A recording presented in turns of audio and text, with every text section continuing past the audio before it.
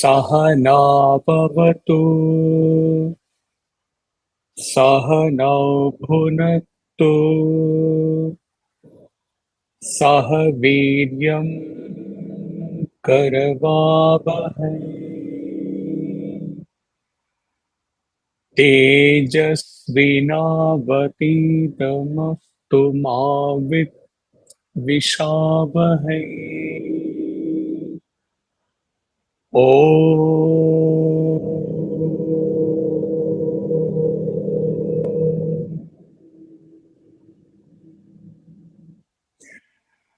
Shanti Shanti Shanti.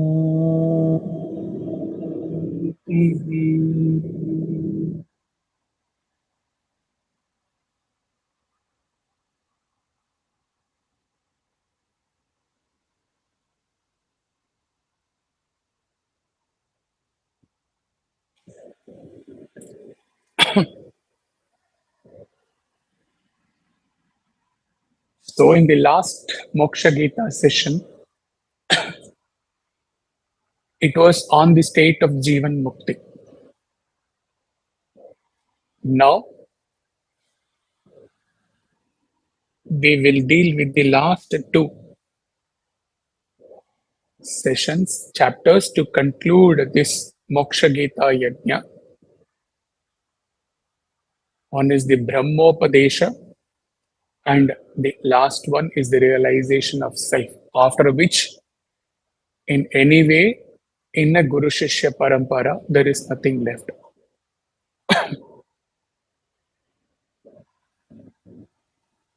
Brahmopadesha. The Guru said, "Thou art not this perishable body. Thou art not the wavering mind. Thou art not the Indriyas. Thou art not the intellect, not the casual body. Thou art the all-pervading, immortal Brahman. Realize this and be free."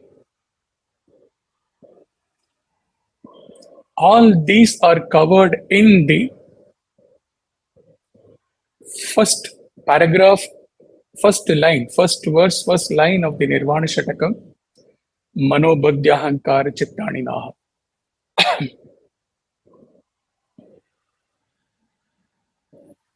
Now for the flow on this verse. While explaining the creation process, Chinmaya wrote, as per the collective samskaras of the entire mankind at the time of Pralaya, Ishvara creates the next creation in such a way that the unmanifest sanskaras with which all the human beings had merged in the Pralaya, Ishvara creates this universe in such a way that all those unmanifest sanskaras, they manifest, they come to the front when the human beings are reborn in the next yuga, next creation.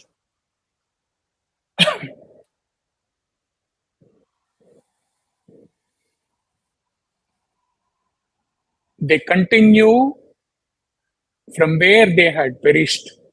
They start their life with the sanskara manifesting as vasanas, shaping up their thoughts and actions, and thereby fetching new karmas for them.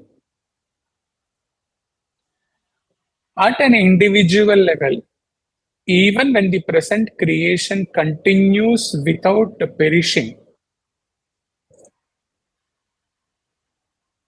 Man dies with the balance of his accumulated karmas.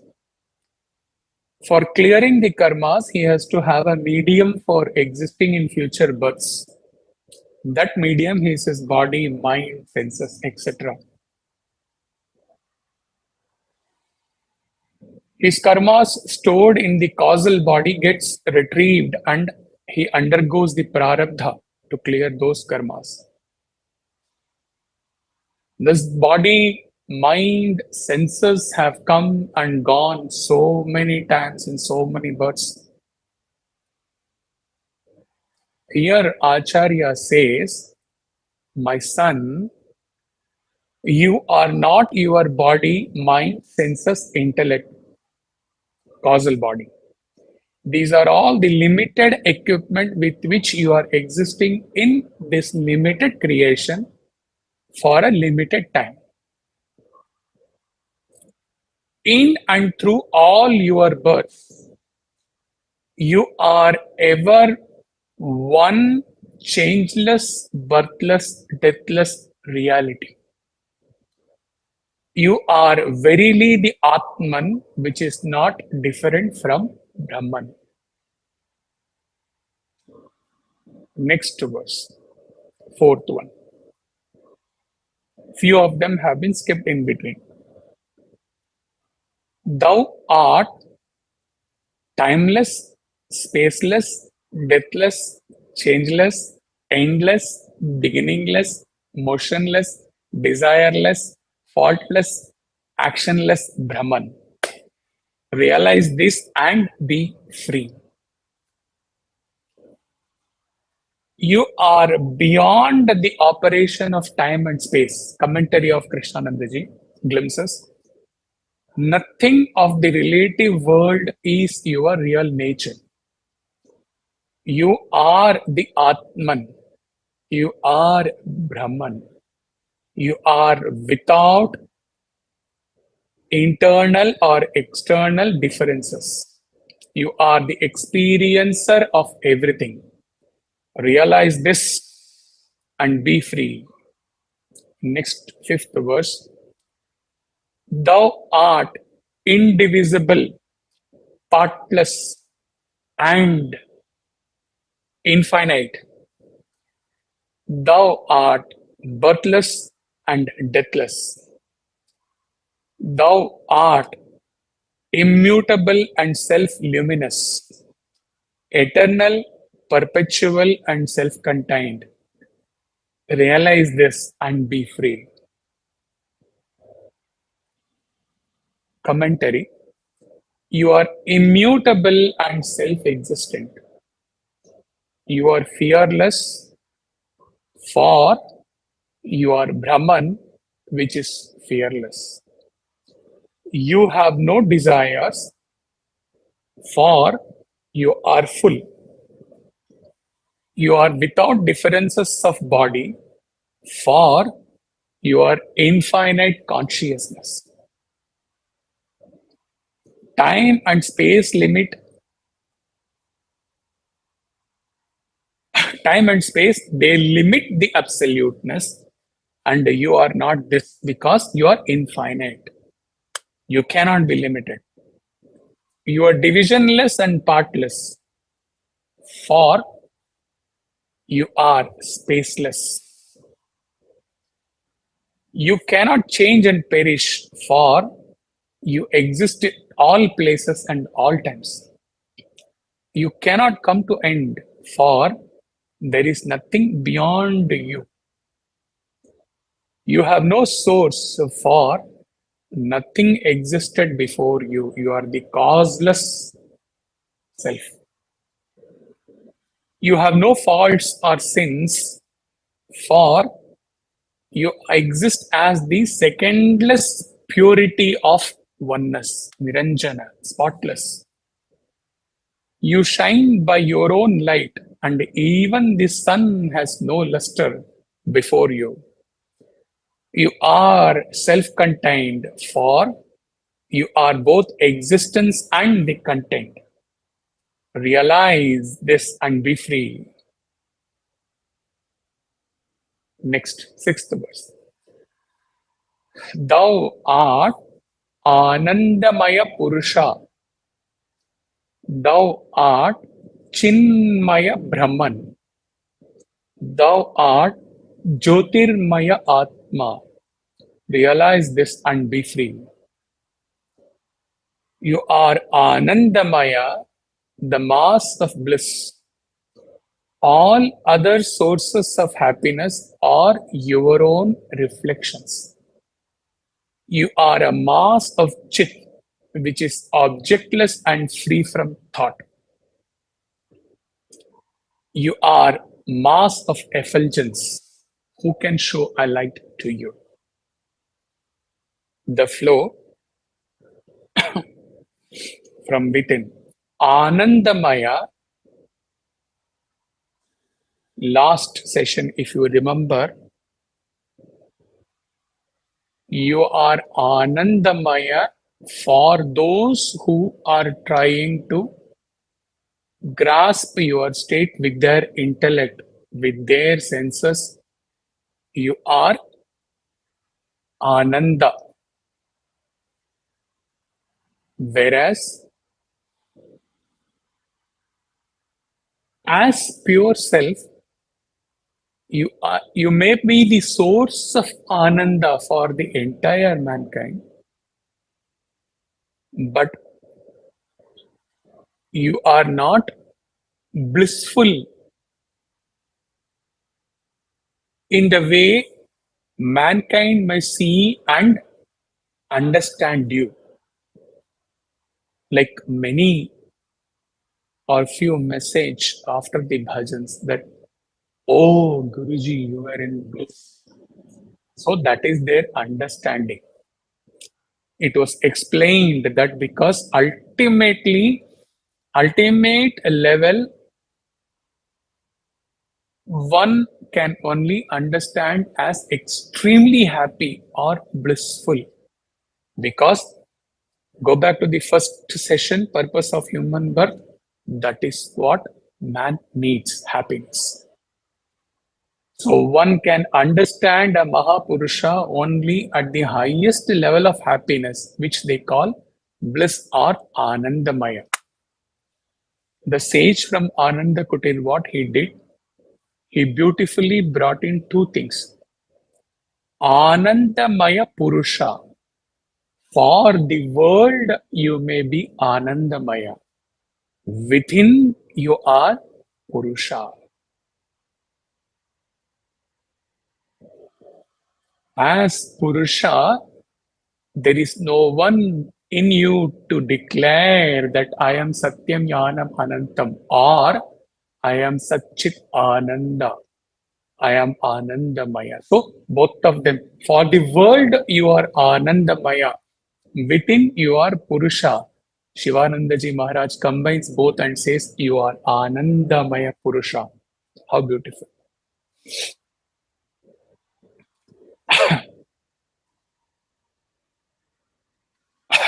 Next, ninth.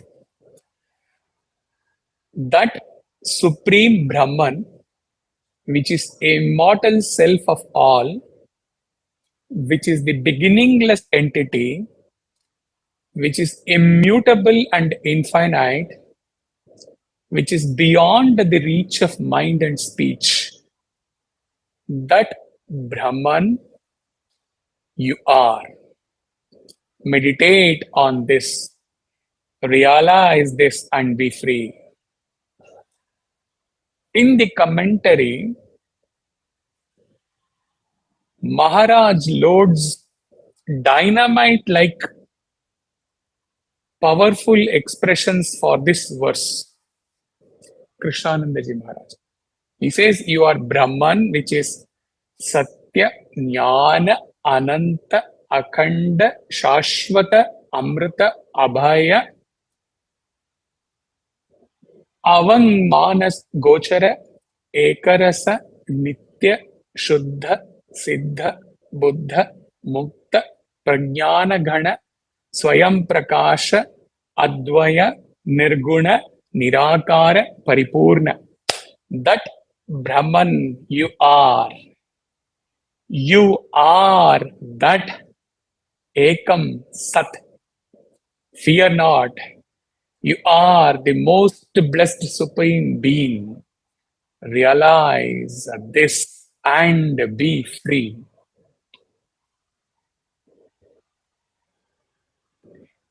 Think this may not be the, because realize this and be coming. It may be the verse itself, the last verse itself, not the commentary.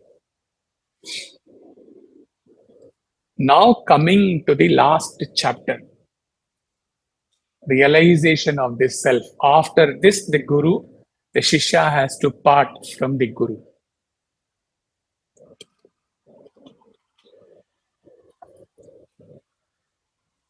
The Guru said, "Oh, my child,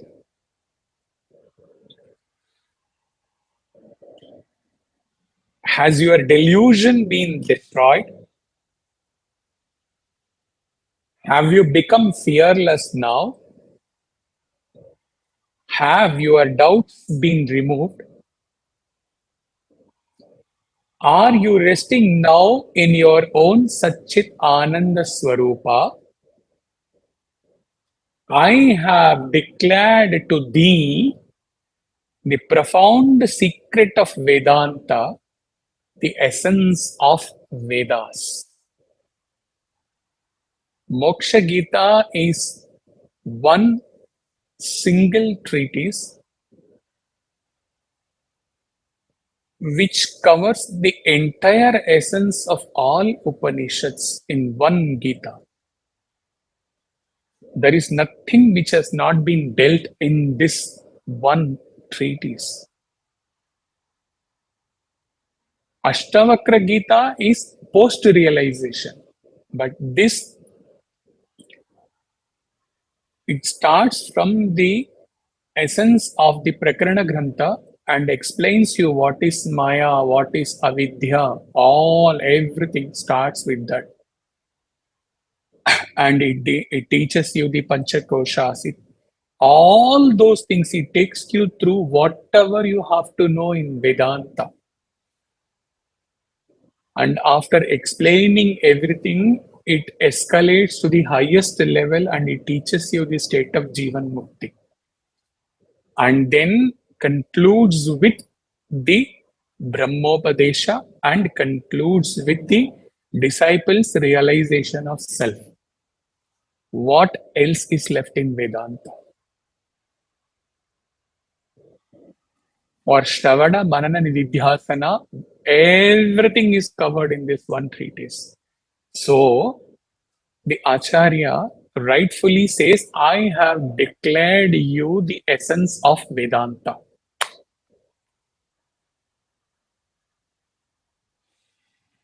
The Guru has instructed the disciple in full. The whole Vedanta Jnana has been imparted. Nothing remains to be said. After knowing this, nothing remains to be known.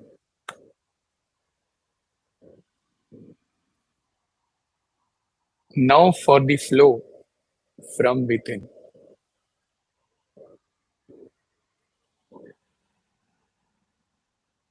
For the two or three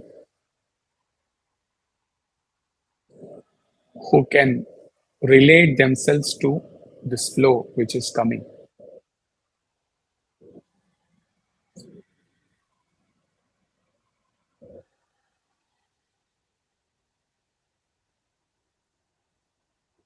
The Guru Shishya Parampara here started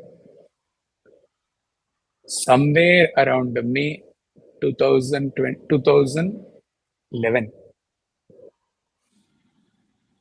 Okay, 2023 May is approaching.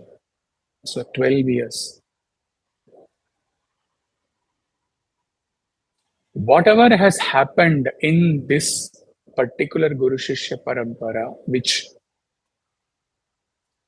is left now with three or four, with many or few coming in and leaving in between, for those who have remained from the starting till now, this verse has a lot to convey. What is the Guru's asking? Oh, my child, has your delusion been destroyed? Have you become fearless now? Have your doubts been removed? It is to be noted that this question the Guru is asking in this treatise only at the end, after teaching everything, including the state of Jivan Mukti. After the Brahmopadesha, he is asking this. And when he is asking this, he knows the answer. He has that confidence and he can see through with his jnana drishti, he can see through that the disciple has realized. He knows the answer when he is asking this question. He knows that the disciple is going to whisper into his ears, as he said in the Kenopanishad, I think I have known it. Now, let us come back to this particular Guru Shishya Parampara, where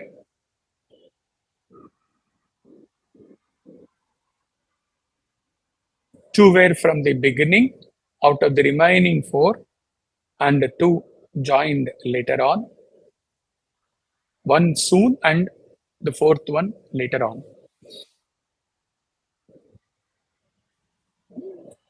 And at least from 2016 or 17, maybe he has not asked this before, but from 16 or 17, Acharya has been asking the core disciples this question. Has all your delusion been removed? Are you fearless now? Have you realized the self?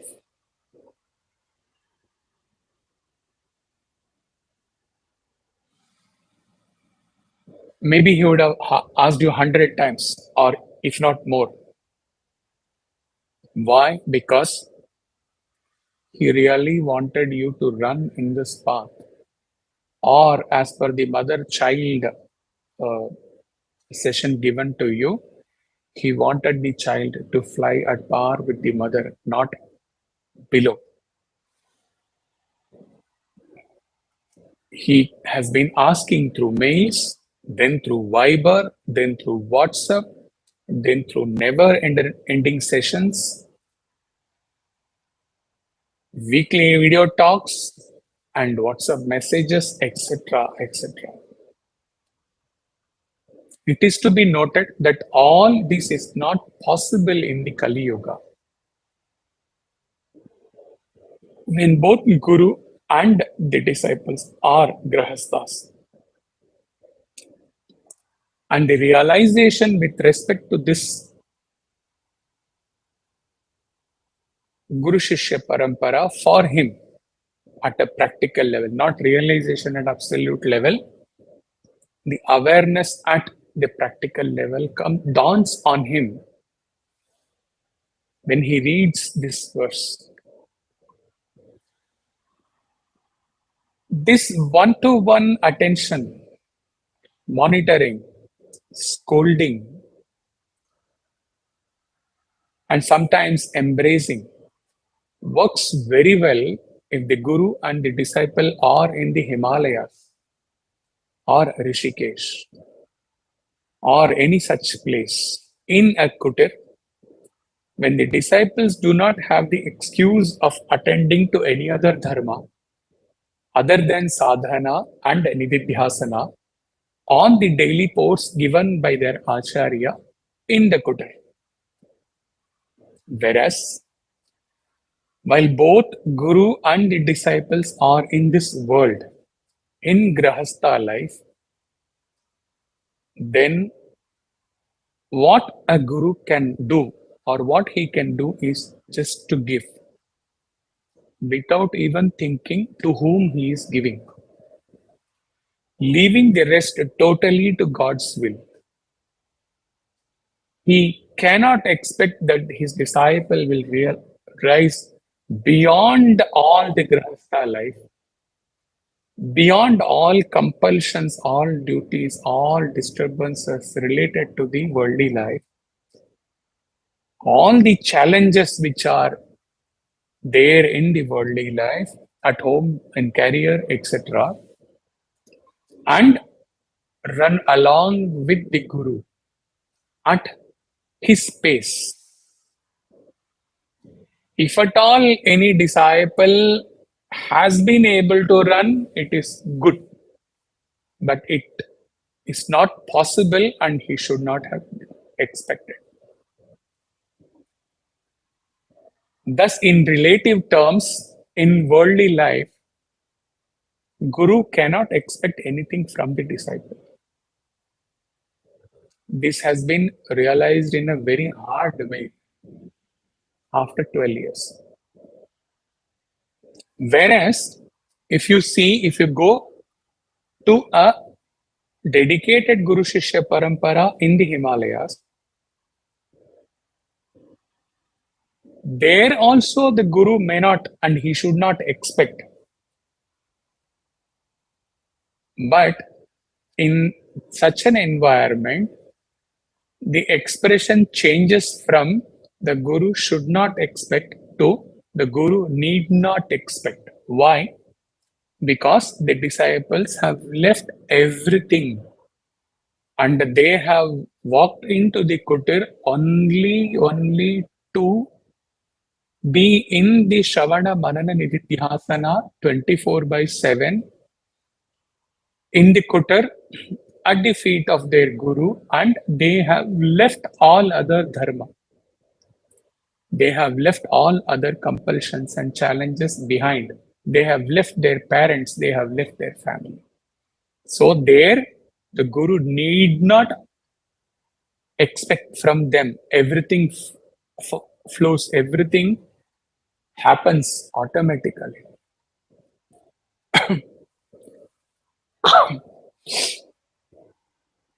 There, at the appropriate moment, which comes very soon, the Guru asks, have you realized self?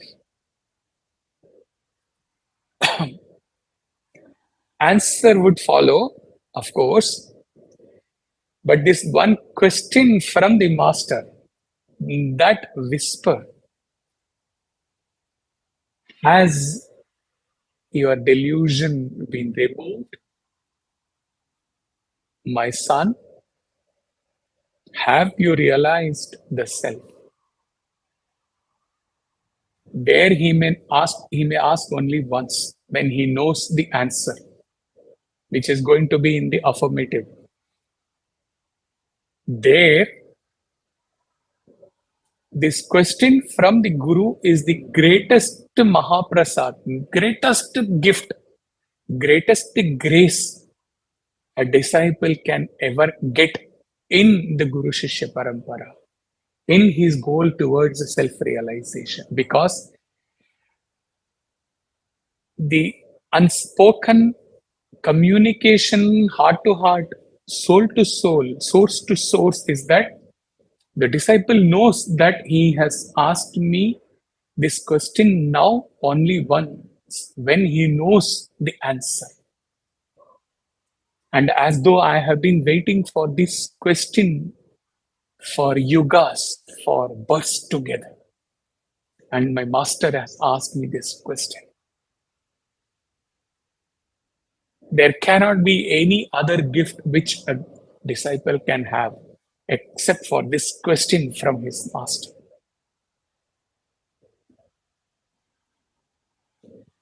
Third and fourth verse. The disciple said, "O preceptor," the answer was known by the Guru. I have realized the self now. I am verily that Brahman, which is self effulgent,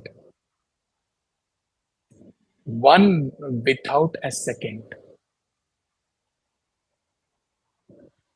which is changeless, partless, formless, eternal, all pervading, absolute, and the homogeneous essence.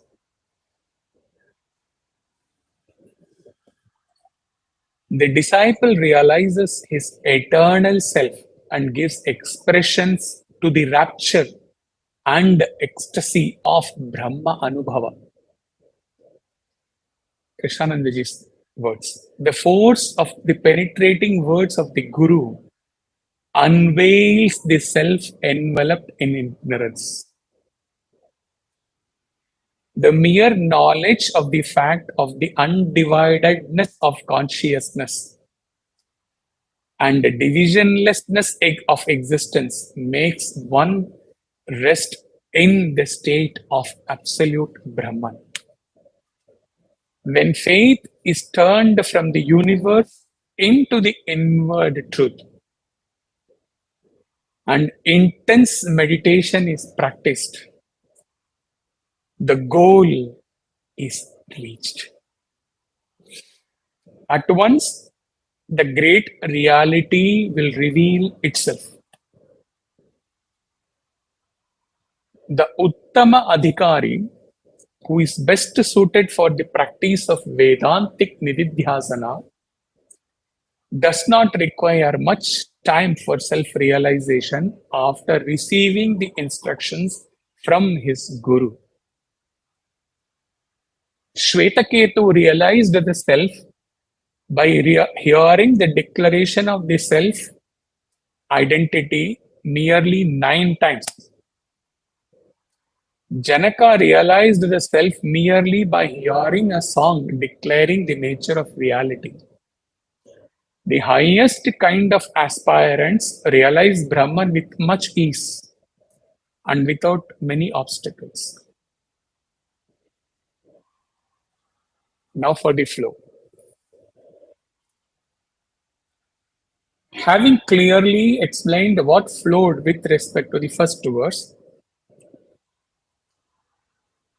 the exposition for this verse is also found there in that flow itself. The Guru must ask the question only once. And the disciple gives the current verse. Answer. O Guru, I have realized self. That moment is the appropriate moment referred in the flow related to the previous verse. This question from Guru and answer from disciple is to portray that grand occasion or rather grand culmination at the Guru's hermitage. For the sake of all mumukshu sadhakas to come for centuries. Otherwise, even in silence, this question would have been asked and the answer would have been given when the grandsire, the Guru, had looked into the eyes of his disciple, which with the question, the disciple understands that he is asking the question when he is looking at me, he is asking whether I have realized the self, and with the reverence flowing as tears, when the disciple looks at his master's eyes, the answer is conveyed to the master, yes, I have realized the self. With thy grace. But all these expressions in silence have been given some words, some expression in Sanskrita, followed by the exposition by Krishnanandaji and the flow which has come from within. for the benefit of the Guru and the Shishyas, especially Shishyas, for centuries to come. Otherwise, upon realization, no Upanishads would have emerged. Everything would have been only deep, great silence, Maha Mauna.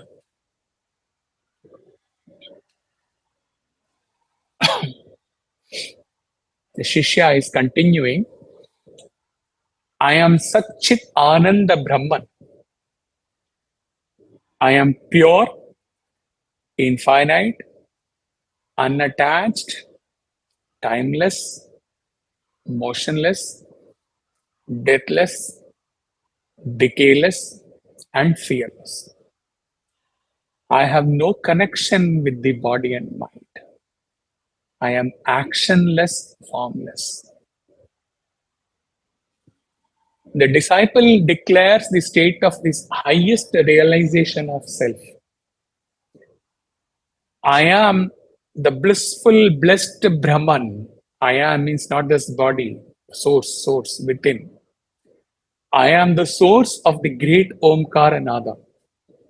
I am without all modifications of mind and body. I am immortal, for I am everything. I am all. I cannot die, for I am timeless and spaceless.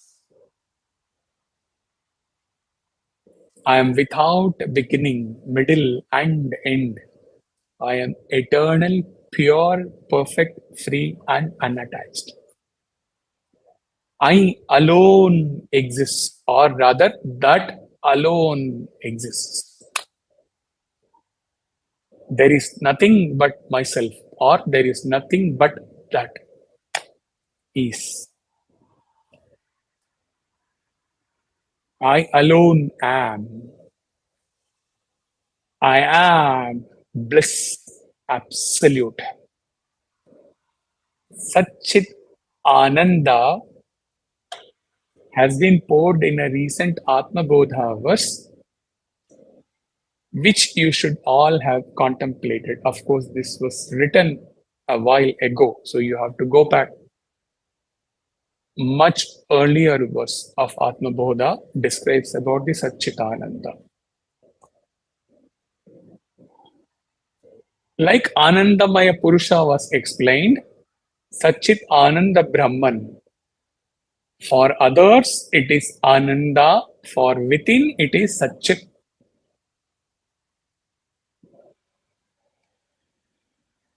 Now, coming to the penultimate verse. The ultimate verse talks about the sacredness and the grandeur of this treatise, which we will leave it.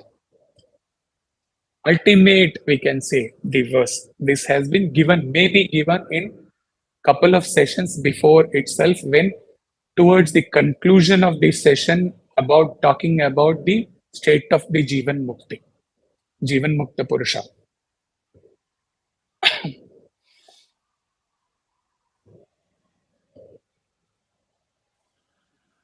Namaste Bhagavat Pada Tvayaham Parirakshita Sansara Chakro Ghorat Tvat Prasadena Shakshata Ananda Amritatva Cha Sansiddham Aduna Prabho Sandeha Ajnana Sammoham Sarve Me Vilayam Pranamah Kotisha Santu Bhagavaste Dayanidhe. Salutations and to thee, O Venerable Master.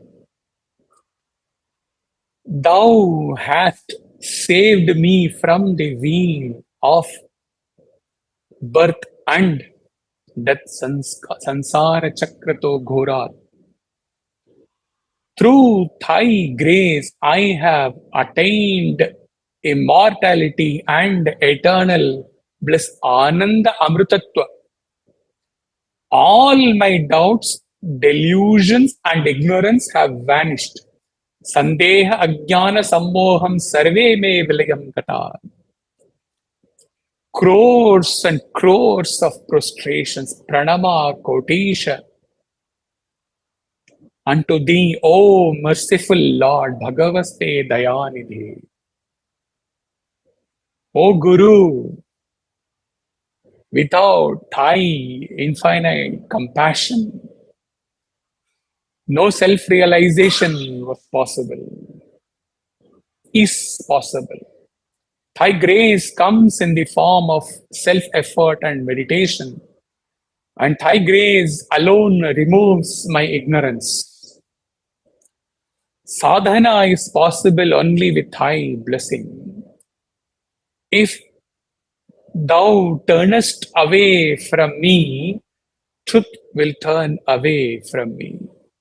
Thou hast illumined me, O Lord, prostrations to thy lotus feet for the flow. Now, Guru shines in a disciple's heart even after the disciple realizes self.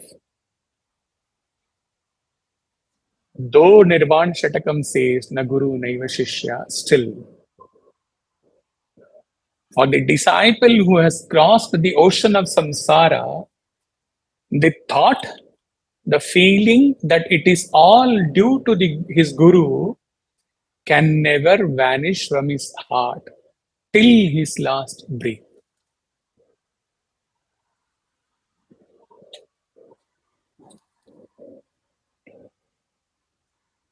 Now, Guru Naiva Shishya is true for the disciple in his samadhi state. But when he is in the world, when he knows, is aware of his breath, even when he is in Himalayas alone, each nerve, each cell is filled with gratitude for his Guru, without whom the purpose of life could never have got fulfilled. Brahma Anubhuti and Brahma Ananda could never have been experienced or discovered, if we may say. While there may be many realized masters in the world, for this disciple, this was the Guru.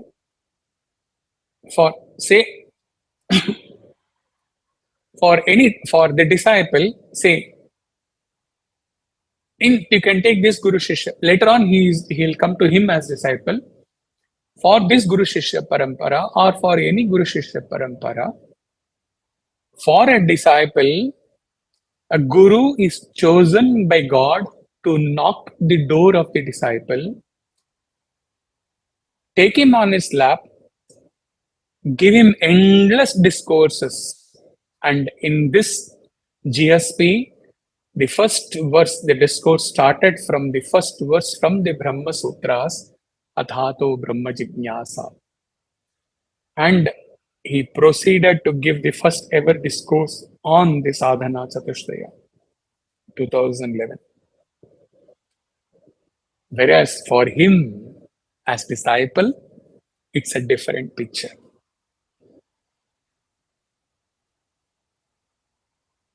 The God did not choose a guru for him who is speaking to you.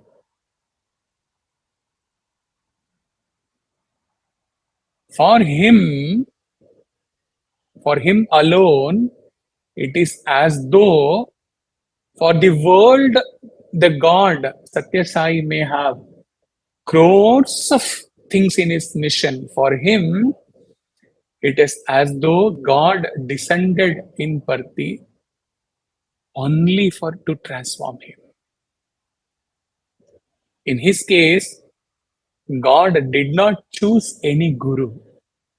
God chose himself to be the Sadguru. And though he has been teaching from 1975, the final stroke, the time had come for his disciple to realize and for him to leave his physical body. So he did it all with that Raham Nazar in August 2010. रहम नजर करो साईं बाबा, दया करो हे कृपा करो. He gave all those things which perhaps he was giving all through from 75 and maybe even in previous births, but the disciple was like a rusted iron. So he was so impure that he could not receive the instructions. But came August 2010, it was given from a distance through a glance, and it was received, and it was received very well by the disciple. And what happened afterwards within few months, Swami knows, he knows, and maybe couple of disciples would know. Nobody else.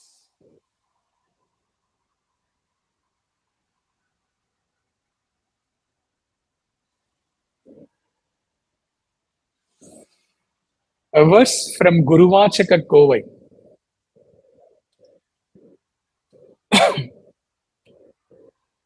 It says, although the existence consciousness, Sat Chit, that shines abundantly in the state of abidance, in which the mind has turned it to inwards through the inquiry, who am I? And the ego has subsided. Though this existence is devoid of characteristics and qualities and is beyond the mind, this entire state of existence appears as Guru, having a name and a form. And this is the grace of God or the self. He says Satchit, Satyam Anantam or Satchit or the Brahman definitely is nameless and formless, but through the grace of that formless, nameless, attributeless Brahman only, the same nameless, formless, attributeless self appears with name and form as Guru.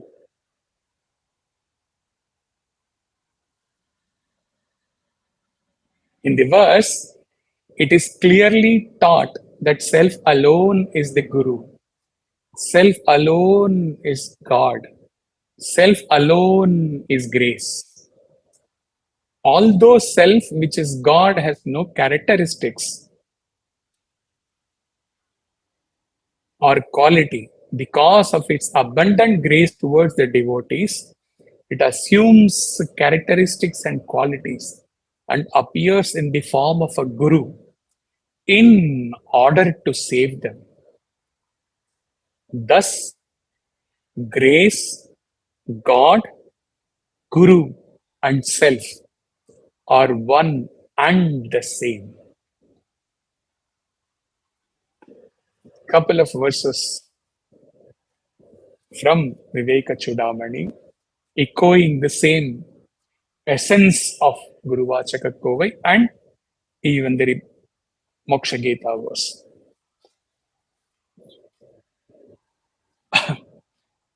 If you remember, there was a session on this verse.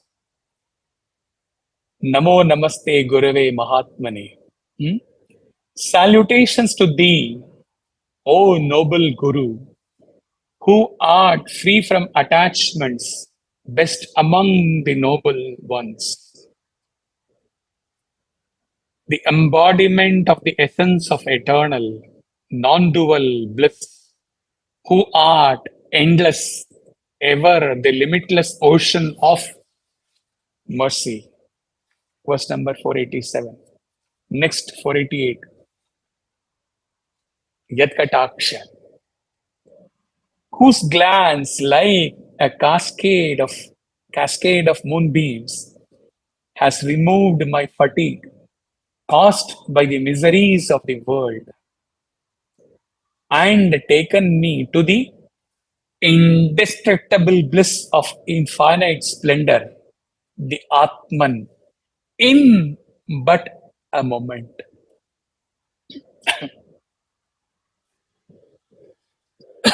489. Blessed am I have reached the fulfillment of my life, and am free from the shark of transmigration. Transmigration means the cycle of birth and death. I am the embodiment of eternal bliss. I am infinite,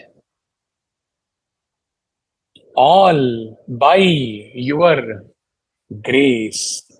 Tvad anugraham.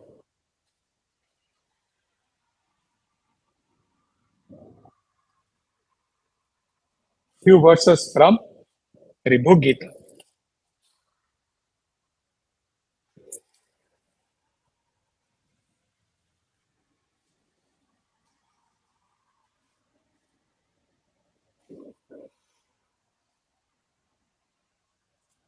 Nidaga is telling to his guru, glory to the guru of the nature of the undivided absolute, who has appeared as an embodiment of grace and who has taken me into your grace. Glory to the Supreme Guru, who is eminently fitted to be the rare refuge in all the varieties of worlds. Glory to the Guru, who is blemishless, partless, peerless, and pervasive without a pause.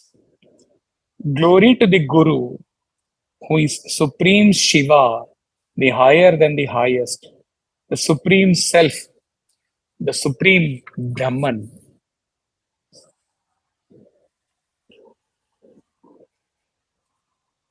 And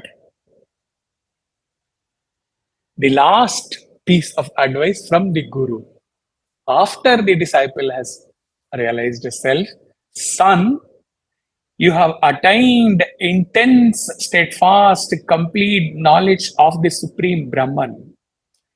With all the illusory woe of the wearisome worldly existence eliminated, you have become the Supreme Brahman consciousness bliss.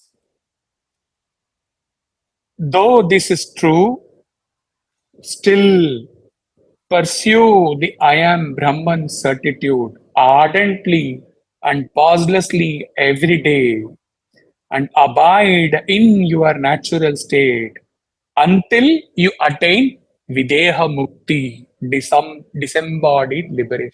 Still, the Guru is advising, don't leave. Be in the certitude, I am Brahman.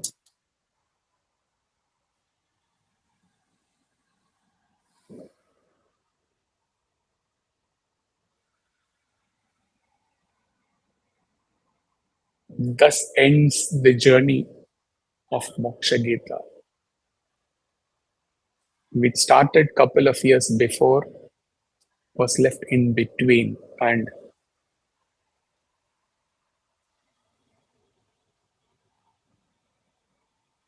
the culmination had to come today,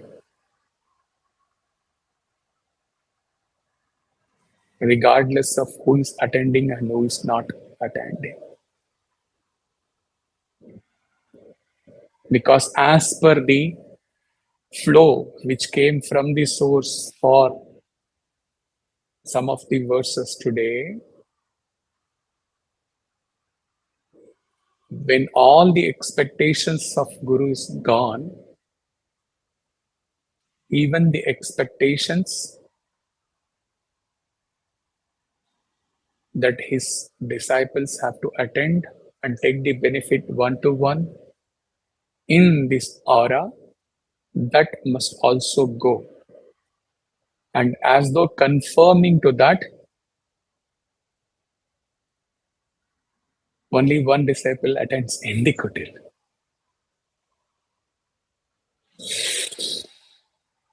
So it be. What can he say?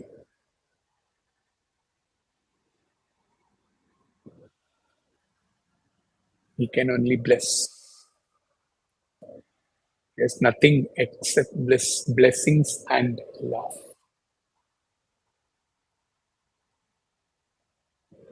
It flows like the Yatkataksha verse. It flows cascade of moonbeams. Like that, it flows.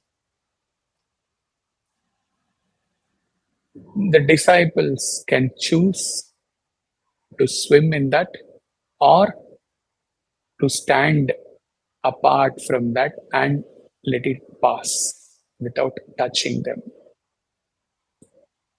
The flow will be incessant even then. But now, surely he can say without any expectation that even a single disciple will respond, reciprocate, and fly along with him.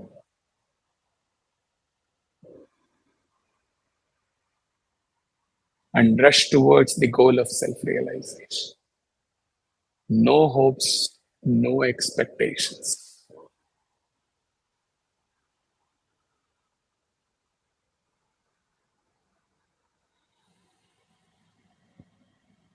Blessings. Hari Om Tat Sat.